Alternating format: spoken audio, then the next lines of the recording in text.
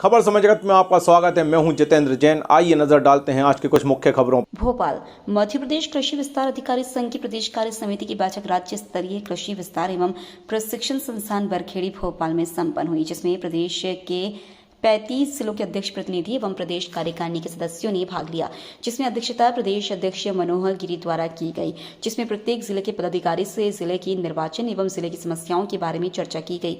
कार्यक्रम के दौरान प्रदेश उपाध्यक्ष रजनीश दुबे द्वारा प्रस्ताव रखा गया कि जब तक प्रदेश के शेष जिलों में निर्वाचन संपन्न नहीं हो तब तक आगामी 6 माह के लिए प्रदेश अध्यक्ष मनोहर गिरी एवं प्रदेश कार्यकारिणी का कार्यकाल बढ़ाया जाए। प्रस्ताव का अनुमोदन उपस्थित समस्त जिलों के जिलाध्यक्षों द्वारा किया गया, जिसे सर्वानुमति से पारित किया गया। इसके पश्चात प्रदेश अध्यक्ष द्वारा प्रदेश निर्वाचन के लिए डॉक्टर दिनेश तिवारी को निर्वाचन अधिकारी, दिलीप कुमार उपाध्याय को सहायक निर्वाचन अधिकारी नियुक्त किया गया।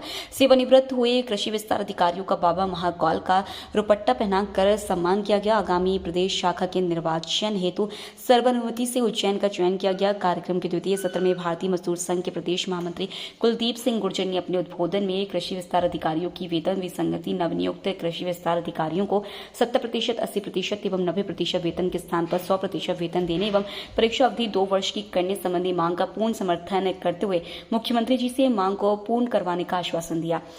केंद्रीय कार्य समिति सदस्य श्रीमान जयंतीलाल जी भाई साहब और कृषि विस्तार अधिकारी संघ के प्रांत अध्यक्ष श्री मनोहर गिरी जी, महामंत्री श्री संजय लवानिया जी और इस सभागृह में उपस्थित इस कार्यक्रम की शोभा बढ़ा रहे हमारे समस्त कृषि विस्तार अधिकारी साथियों, जैसा कि अभी ध्यान में आया कि हम देश के ही नहीं विश्व के प्रथम क्रमांक के संगठन है, तो प्रथम क्रमांक हम संख्यात्मक दृष्टि से तो हैं ही देश के सबसे बड़े संगठन, वैचारिक दृष्टि से भी हम प्रथम क्रमांक के संगठन हैं। जिस प्रकार से आज भारत में जो हमारा नेतृत्व स्वीकार किया था 1989 में, जो वेरिफिकेशन में प्रथम क्रमांक का संगठन होने के नाते आज तक हम उसको बरकरार रखे हुए हैं, उसी प्रकार से अभी पूर्व में जो L20 के कार्यक्रम हुए हैं, जिसमें भारतीय मजदूर संघ ने सभी देशों का प्रतिनिधित्व किया और उस L20 की अध्यक्षता भारतीय मजदूर संघ ने की है। इतना सफलतम कार्यक्रम रहने से और जो 2 विषय जो लेके गए हैं, सामाजिक सुरक्षा का और महिला सशक्तिकरण का, तो पूरे जो प्रस्ताव भारतीय मजदूर संघ का था उसमें पूरे विश्व ने इसको स्वीकार किया है।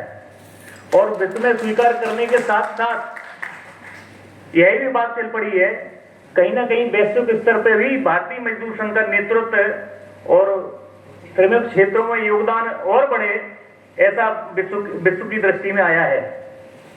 तो हम देखते हैं कि आज कहीं भी किसी भी श्रमिक क्षेत्र में किसी भी देश में कोई कार्यक्रम होते हैं तो भारतीय मजदूर संघ के प्रतिनिधियों को वहां विशेष रूप से आमंत्रित किया जाता है। और हमें इस बात का भी गौरव प्राप्त है, हम सबको हर्ष का विषय है कि वहां भी जाकर श्रमिकों की समस्याओं के समाधान को लेकर नीति निर्धारण में जो योगदान भारतीय मजदूर संघ कर रहा है वो अद्वितीय है। साथियों, जैसा कि मनोहर जी भाई साहब से निरंतर चर्चा होती रहती है, कुछ विसंगतियां कृषि विस्तार अधिकार कर्मचारियों की हैं और जो एक विषय कमलनाथ जी की सरकार में जो 70, 80, 90% का विषय आया था, तो वो भी एक कर्मचारियों के साथ एक अन्याय है। मैं भारतीय मजदूर संघ इसको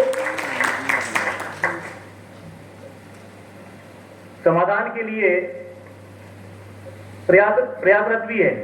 यह विषय हमने विभागों के साथ साथ माननीय मुख्यमंत्री जी के भी संज्ञान में लाया है कि जब प्रोबेशन पीरियड खत्म होने के बाद सीधा पूरा काम लिया जाता है तो वेतन पूरी क्यों नहीं दी जाएगी। ये नई प्रक्रिया, नए एक्सपेरिमेंट कर्मचारियों अधिकारियों के साथ क्यों किए जा रहे हैं, वो हमारी बात से सहमत हैं।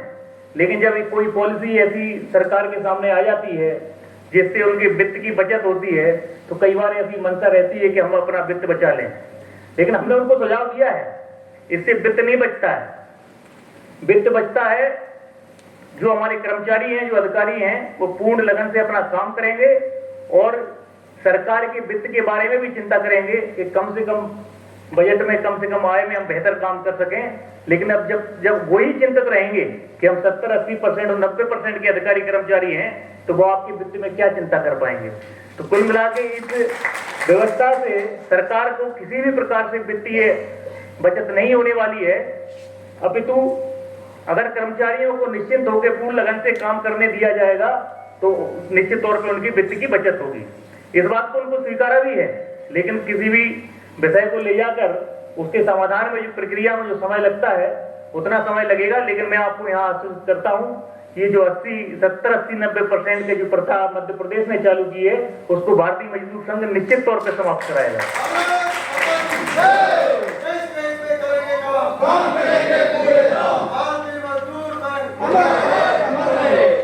चतुर्थ वेतनमान का जो विषय अभी संज्ञान में आया है, तो कई विभागों में हमने चतुर्थ वेतनमान लागू करा दिए। अभी ऊर्जा विभाग में भी चतुर्थ वेतनमान लागू नहीं था, तो हमने माननीय मंत्री जी और विभाग में पीएस से बात करके कि चतुर्थ वेतनमान जो मध्य प्रदेश शासन ने देने का निर्णय किया है, तो जिन जिन विभागों में चतुर्थ वेतनमान लागू नहीं हुए हैं उनको लागू किया जाए। तो ऊर्जा विभाग में करा दिया है, स्वास्थ्य विभाग में भी प्रक्रियाधीन है, और अन्य विभागों में जहां जहां चतुर्थ वेतनमान वगे है, तो आपके माननीय कृषि मंत्री से शीघ्र इस पर बैठक करके आपके संगठन के प्रतिनिधियों के माध्यम से ये विषय उनके संज्ञान में लाके चतुर्थ वेतनमान का भी समाधान भारतीय मजदूर संघ कराएगा। इसका भी मैं आपको आश्वस्त करता हूँ। जी सर, आज प्रदेश कार्य समिति की बैठक की गई, क्या निर्णय हुए? आज प्रदेश की कार्य समिति की बैठक हमारे कृषि विस्तार अधिकारी समिति हुई है। इसमें हमारे साथियों की प्रदेश की विभिन्न जिलों के निर्वाचन, विकास खंडों के निर्वाचन एवं जो हमारे साथियों की जो समस्याएं, चाहे वो शासन स्तर की हो, प्रशासन स्तर की, उन समस्याओं पर गहन विचार मंथन हुआ। साथ ही मध्य प्रदेश कृषि विस्तार अधिकारी संघ के प्रदेश निर्वाचन के लिए भी आज हमने निर्वाचन अधिकारी घोषित किए गए हैं, और आगामी प्रदेश का महाअधिवेशन एवं निर्वाचन बाबा महाकाल की नगरी उज्जैन में आयोजित होगा, और उस कार्यक्रम में हम माननीय मुख्यमंत्री जी को आमंत्रित करेंगे, और कृषि मंत्री जी भी हमारे बीच में रहेंगे, और प्रदेश के लगभग हजारों की संख्या में हमारे कृषि विस्तार अधिकारी उज्जैन में पधार कर उस कार्यक्रम को सफल बनाएंगे। कई समस्याएं भी रखी हैं लोग। समस्याएं बहुत सारी है। हम इस संबंध में आयुक्त महोदय, अपर मुख्य सचिव महोदय एवं माननीय मंत्री जी को इन समस्याएं जो आई है उनको हम अति शीघ्र प्रदेश संगठन की ओर से माननीय मंत्री जी को अवगत कराएंगे। खबर से जगत के लिए संवाददाता आदित्य सराठे की report. For latest news, subscribe to our channel and press the bell icon.